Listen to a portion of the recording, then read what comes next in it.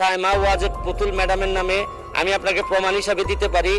সাইমা ওয়াজেদ পুতুল ম্যাডামের নামে 3 মাস কাজ করতেছে, 1,61,000 পজিটিভই এটার মধ্যে লেখা হচ্ছে, কিন্তু ভেরিফাই করা ছাড়া যদি উনার অ্যাকাউন্ট হয়ে না থাকে আপনার মন্ত্রণালয় এই বিষয়ে আমার বিশ্বাস যে বঙ্গবন্ধুর পরিবারের কারণ আমি যদি এরকম এইবার সরাসরি বঙ্গবন্ধুর পরিবার নিয়ে সংসদে প্রশ্ন তুলেছেন ব্যারিস্টার সুমন, তাও সরাসরি প্রধানমন্ত্রীর সামনে, যেখানে সংসদে প্রধানমন্ত্রী বসায় ছিলেন তিনি সেখানে প্রশ্ন তুলেছেন।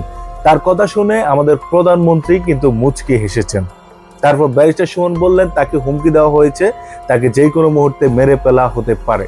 তো সেই ভিডিওগুলা আসলে আমরা দেখবো। তো সর্বপ্রথম ব্যারিস্টার সুমনকে কোন কোন কারণে মেরে ফেলা হতে পারে এবং কেন ব্যারিস্টার সুমনকে হুমকি দেওয়া হয়েছে সেই ভিডিওটা এখন আপনাকে দেখাবো।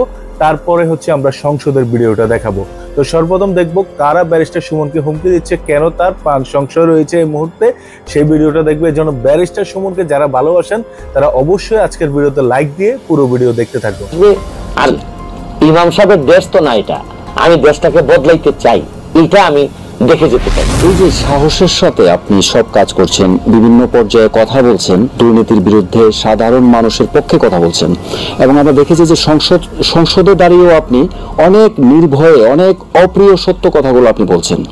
তো এই যে অপ্রিয় সত্য কথাগুলো পাবলিকের সামনে গণমাধ্যমে আপনি বলছেন, এই জায়গাটা কি কোনো আপনি চ্যালেঞ্জ ফেস করছেন, যেটা আপনার পরবর্তীতে হুমকি বা কোনো ব্যক্তিগত রয়েছে কিনা? আমার ফ্যামিলি আমাকে নিয়ে খুবই উদ্বিগ্ন, জি, যে আমাকে মেরে ফেলা হইতে পারে, আমাকে অপমান করা হইতে পারে, আমাকে ধরেন কত ধরনের বিপদ আসতে পারে। জি, এখন এগুলা তো বসে থাকলে তো চলবে না, এখন নক্ষত্রের তো পতন হয়। জি, আমার তো বিষয়টা এমন না যে এই নক্ষত্র হয়ে থাকতে হবে, পতন হইলে চলে যাব।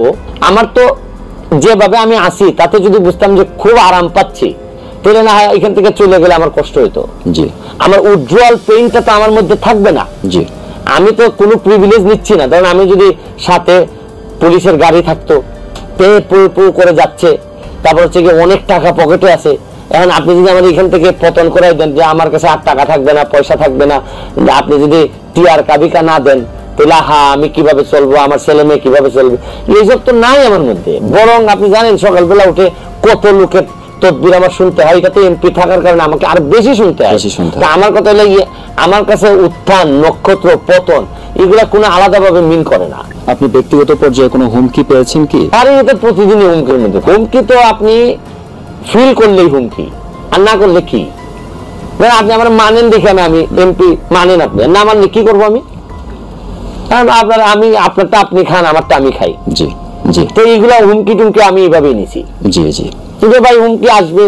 আর ইমাম সাহেবের দেশ তো না এটা, এইখানে হুমকি বিবেচনা করি তো আমি আসছি।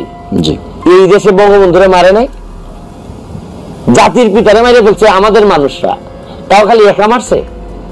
মানে কত বড়, মানে মনে হয়েছে যে তার পুরো ফ্যামিলিকে মেরে ফেলতে হবে। তার ফ্যামিলি তো কোনো দোষ ছিল না। আমাদের 4 নেতারে জেলের ভিতর গিয়ে মারছে কারা? পাকিস্তানকে মারছে না আমাদের লোকরা মারছে? আমাদের লোকজন মারছে। তাইলে আপনি এই দেশে বেইজ্জত হবেন, নাহলে আমি এই দেশের ভালো চাইবেন, আপনি হয় মরবেন তাহলে বেইজ্জত হবেন। জি, আমি দুইটার জন্য প্রস্তুত। এটার জন্য আমার কাছে প্রস্তুতর বিষয়টা এরকম না, এটা একেবারে নর্মাল। জি, আসবেন যাবেন, পৃথিবী থেকে বিদায় নেবেন। এই যে আমরা লাশ নামাচ্ছি কবরে, জি, যখন আপনি রেগুলার লাশ নামাবেন আপনার হার্ট শক্ত হতে থাকবে, আপনার আবেগ শক্ত হইতে থাকবে। আমি এগুলো স্বাভাবিক ভাবে মেনে নিছি। জি, জি, তবে অস্বাভাবিক ভাবে যেটা আমি মেনে নেই নাই হচ্ছে গিয়ে আমি না বদলাই যাইতে চাই না। জি, আমি দেশটাকে বদলাইতে চাই, এটা আমি দেখে যেতে চাই। জি, জন্মের পরে যেটা পাইছি আমি মৃত্যুর আগে অথবা চলে যাওয়ার আগে এর চেয়ে ভালো একটা জিনিস রেখে যেতে চাই, যেটা আমার ব্যাপক ইচ্ছা। মাননীয় মন্ত্রী মহোদয় যারা আছেন মন্ত্রণালয়ের, অনেকের সাথে আমার ব্যক্তি সম্পর্ক অতটা উষ্ণ না। আমার পরিবার ইনক্লুড করে বলছি, কেউ টাকা বানাইতে পারবে না।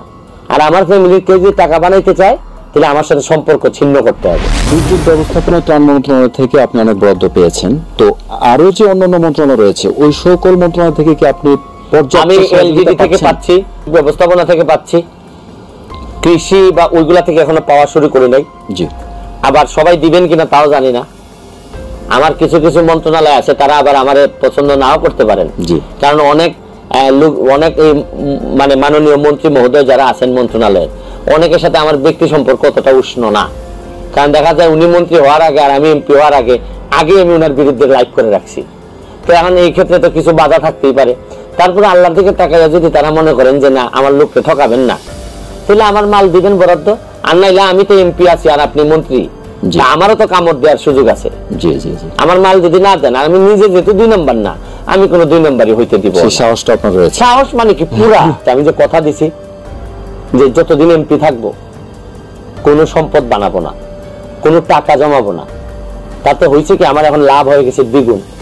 আমার এখন ব্যারিস্টার যখন এমপি হয় তখন ইনকাম বেড়ে যায় অনেক।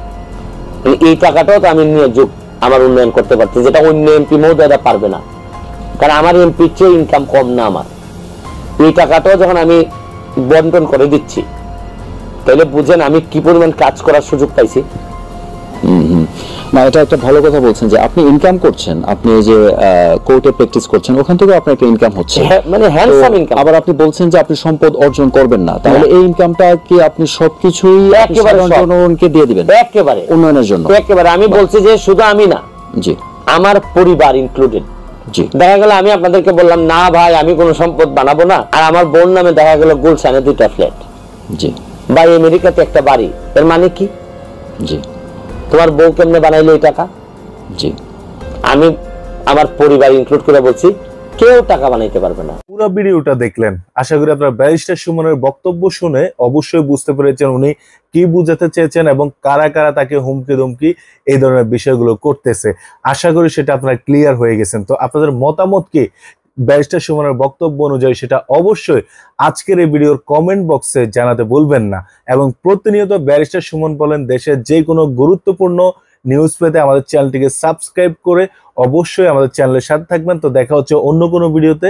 আজকে এ পর্যন্তই, আল্লাহ হাফেজ।